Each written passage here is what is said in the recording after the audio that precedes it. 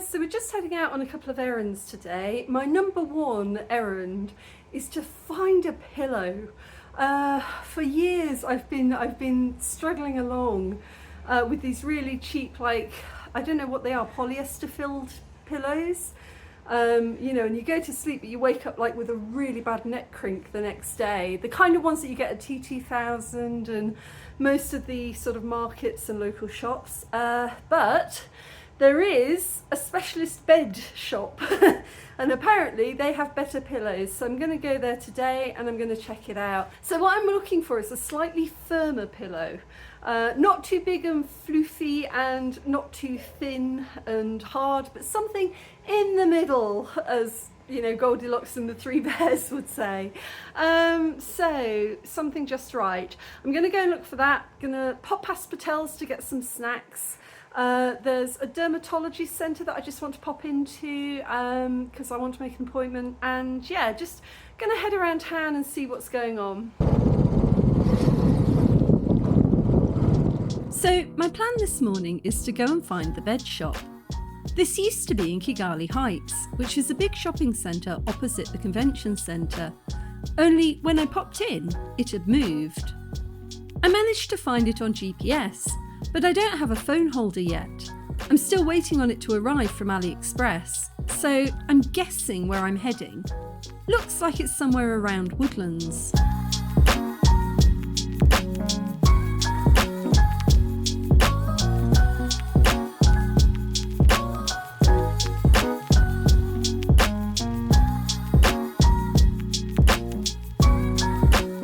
It's at this point I realised I took the wrong turn off.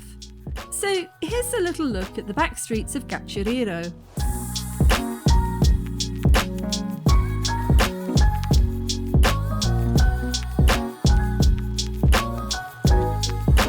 It's a really nice leafy suburb, though I got a bit confused trying to find my way back to the main road.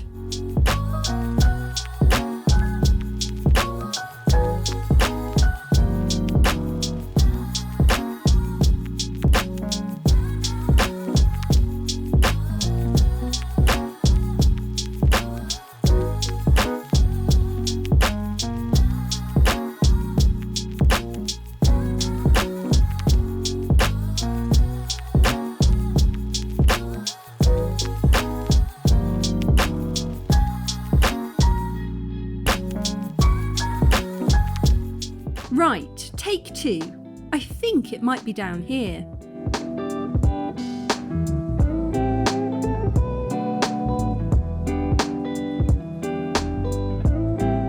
There's a shopping centre on the right, but no sign telling you what's inside. Is it just a Simba supermarket? Or are there other things in there? It's a mystery.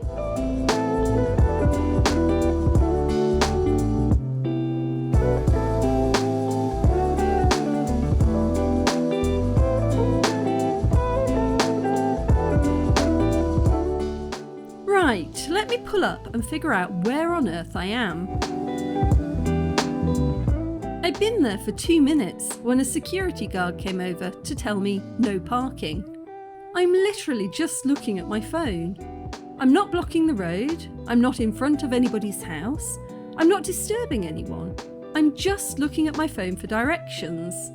It's a bit like what happened when we took the Enfield for a test drive to the abandoned petrol station. I honestly think security guards just get really bored. Kigali is one of the safest cities in the world. There really isn't much to do as a security guard. So I think they put extra effort into policing the smaller infractions. When I asked for directions, he didn't know either. So we spent another couple of minutes asking a passerby if they knew. Eventually, I gave up and decided to go and find the dermatology centre instead.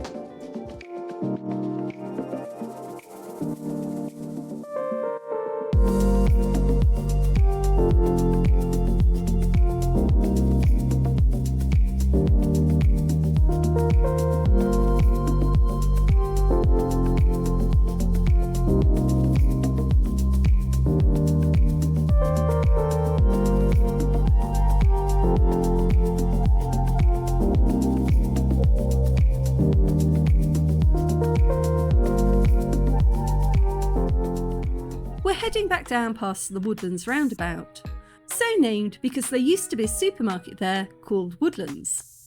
I think it moved, but places here get associated with buildings, businesses, and sometimes the owner's name. And once it gets that name, it sticks. Like Rujugiro in Gikondo is named after Tribert Rujugiro's mansion. Sonotubes is a roundabout named after a PVC tubing factory, and Rwandex Road is named after the Rwandex coffee factory. But most of those things have gone now. It gets confusing because a lot of moto drivers are very young and don't remember these places. And it's hard to know how else to describe them because no one uses street numbers. Kigali is very much a city where locals know and foreigners get lost very quickly.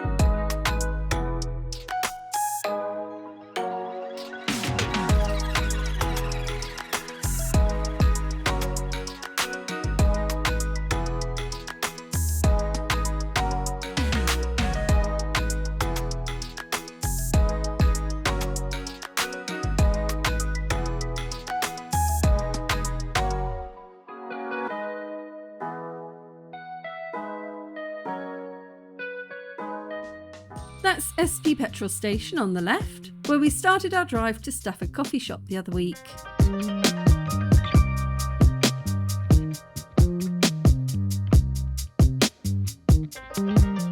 RDB on the right, where you go to register a business or book tickets for the gorillas or national parks.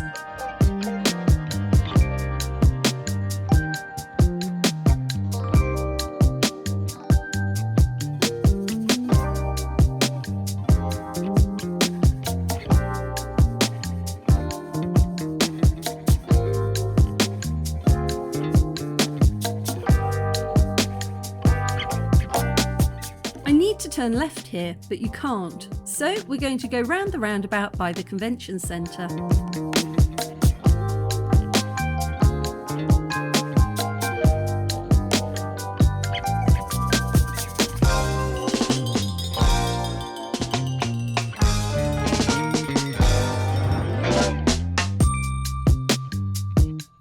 We're turning down the side of Simbagashushu, a well-stocked supermarket with a cafe. And here we are at the Derma Skin Clinic. I've driven past this many times, and today I'm going in. I wasn't going to film inside, but here's a list of everything they do. Hi guys, so that was all really good. I've been past this place a few times and I just thought I'd pop in because my skin has had a bit of sun damage lately, a bit of sunburn, discoloration, so I just wanted to check that that's all it was, and it is, so that's fine. So I'm going to take one more shot at finding the bed place, because when I was waiting for the appointment I was looking on the map again and I think I know where it is, so let's see if we can find it. As I was leaving, a lady wound down her window to ask what I thought of the place, because she was coming for the first time too. I've had a lovely experience, yeah, I thought they were. It's my first time, I just saw the thing going past and yeah, I thought they were very professional. Okay, good luck.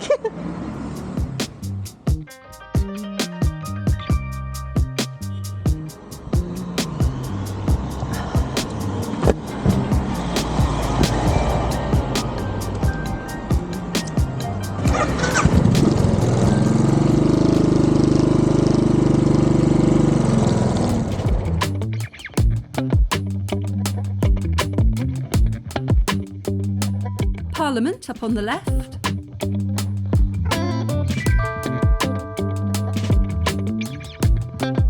So yes, I've developed a dark patch on my arm.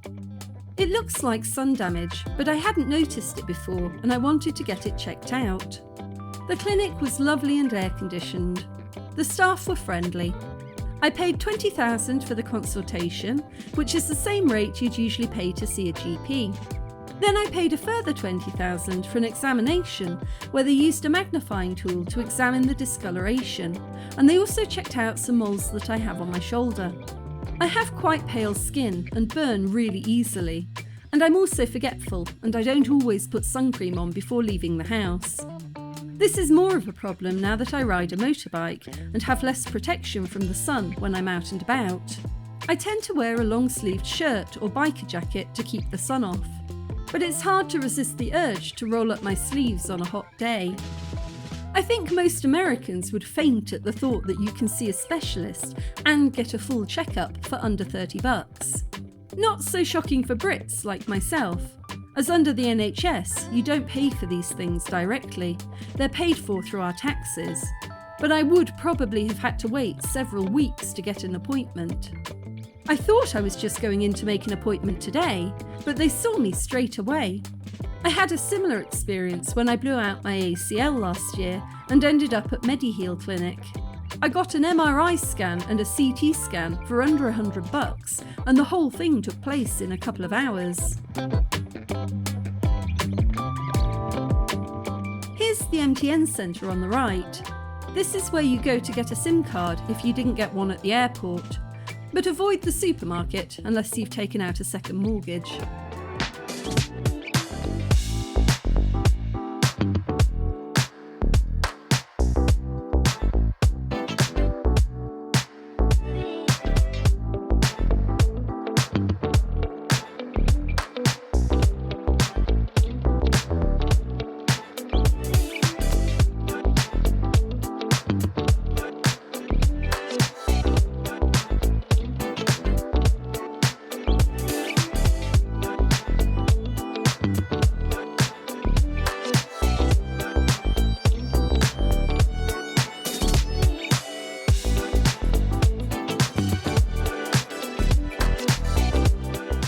Right, third time's the charm.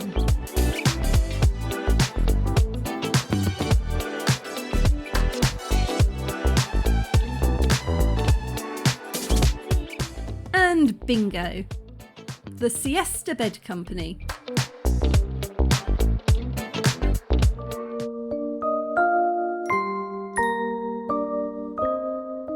There were a lot of beds, but not that many pillows. I did buy one though.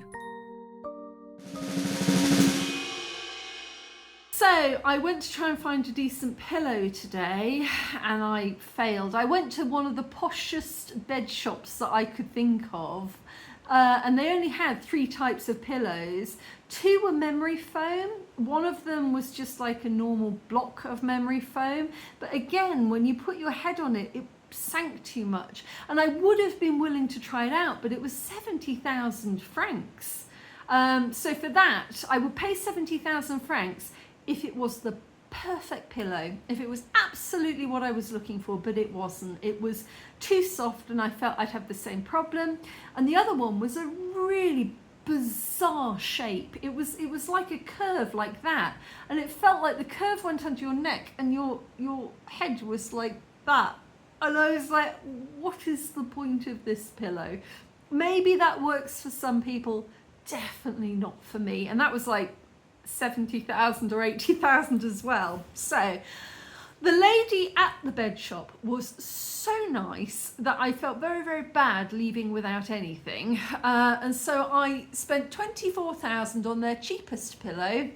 I'm not convinced. It came in a nice bag, but it feels, again, too soft. It feels like it's too soft.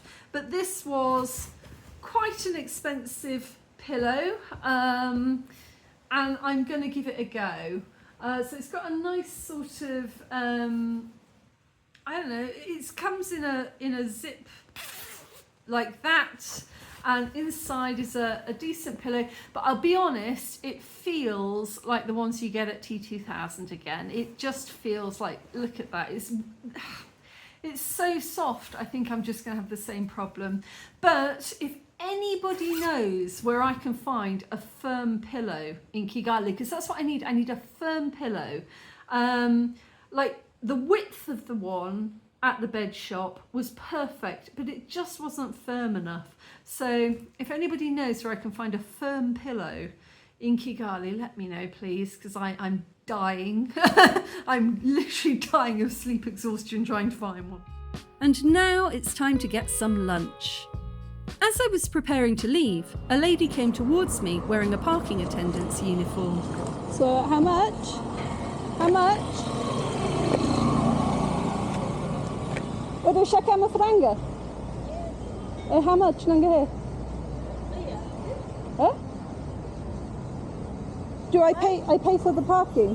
No. Oh, okay. I thought you were asking that. No worries. Okay, thank you. Yes.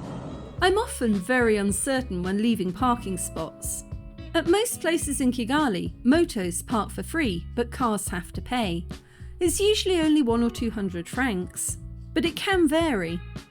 Occasionally, I do get asked to pay, but I'm never sure when that's about to happen.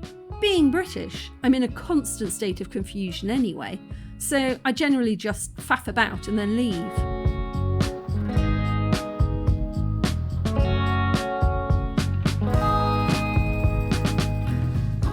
Right, final stop for the day. About a year ago, I went shopping in town and decided to head home via an Indian cafe that was advertising a delicious thali. Only when I got there, they'd made a mistake on the advert and the place was actually closed. So today, I'm determined to go back and try that thali. It looked delicious and the place is still there, so I have high hopes. It doesn't look it from the camera, but the driveway is pretty steep, so I'm not sure what to do about parking. I head in to ask.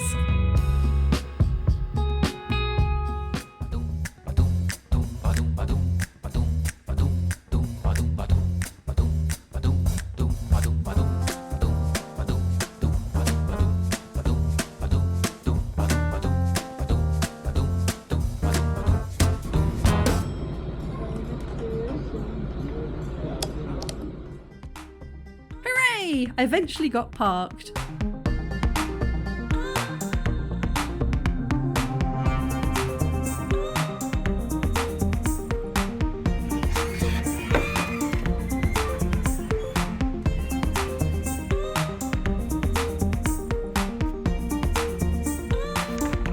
They've got a really good menu.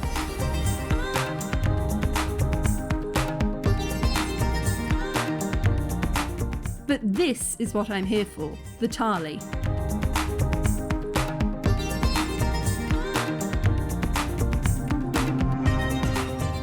Hi guys, so I finally made it to the Indian coffee house. This has been a while in the making. About a year ago, I was running around town doing errands and I thought I'd swing past this place because they were advertising a really nice thali.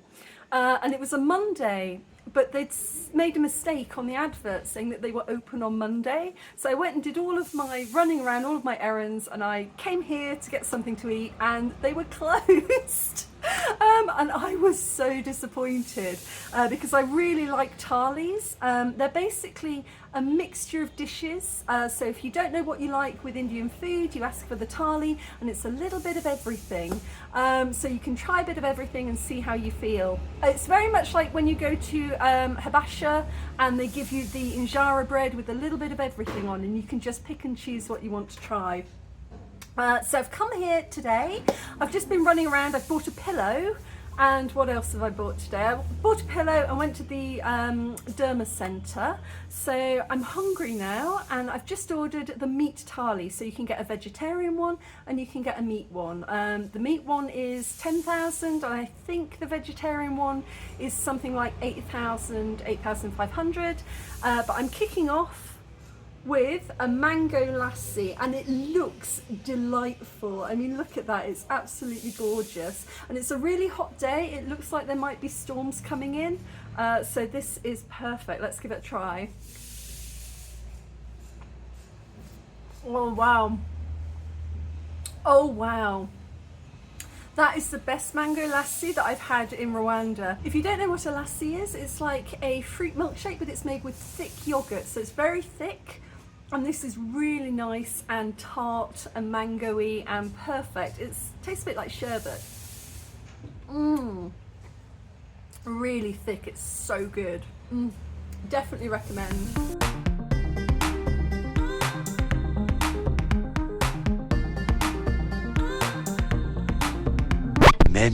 Many minutes later. I've enjoyed my mango lassi, but I'm just sitting here. It's gonna rain, I'm gonna head home. So clearly, me and Indian Coffee House are not meant to be. This is the second time I've come and I've still never had the thali. So I think, to be honest, it's just, I think it's me. I think this place is just not meant for me. But yeah, like the clouds are really coming in and I'm so hungry. I've got to go and find some food. So let's head off. Yeah, that rain's definitely coming in. Oh my goodness, guys. Honestly, I'm in slight shock. The first time I go there on a Monday, they're closed, even though, yeah, welcome home. My neighbours saw metal continuously most days. You just got to talk over it. Yeah, so the first time I tried to go there on a Monday and they said they were open and I got there and they were closed. And the second time I go there and I put in the order and I ordered the mango lassi in a water and I said, could I get the thali? And she said, which one, vegetable or meat? And I said, the meat one. And so then she read back the order and she said, cold water, mango lassi, vegetable thali. And I said, no, not the vegetable thali, meat thali. She said, right, and off she went. And never came back again. And when I talked to her, they were like, I've been waiting like 40 minutes. Is the food coming? And I thought they were preparing it because there was such a lovely smell. There was a wonderful smell of food coming from the kitchen. So I assumed they were cooking it. And then it just never came out. And I said, is it coming? And she said, oh, I thought you cancelled the order. And I said, no. She said, you want the vegetable thali? And I said, no, not the vegetable thali, the meat thali. And I don't know what happened. I don't know what I said and what she thought I'd said. But she said, oh, well, we can make it really quickly. I can make it in about 15 minutes. And I'm like, oh, man, the rain's coming. I've already waited 40 minutes. I'm starving hungry. I'm leaving. So I think it's like something planetary. I think it's a planetary alignment that I am never ever supposed to try the thali at Indian Cafe. It isn't supposed to happen for me. I came back via a wonderful shop called Patel's. There's two outlets I know. The main one is in Kimihurura up the cobbled road as you go down from Sundowner. And the other one is just off the Woodlands, crazy Woodlands roundabout. So instead of going up towards, is it Kagugu, you turn off to the left. And the same place that the pillow shop is, there's another Patel's there. So I've just stocked up on a massive amount of snacks. I'll show you some of the things we've got. We'll go through them in a different episode. But I've just come home to make myself a sandwich because I'm so hungry.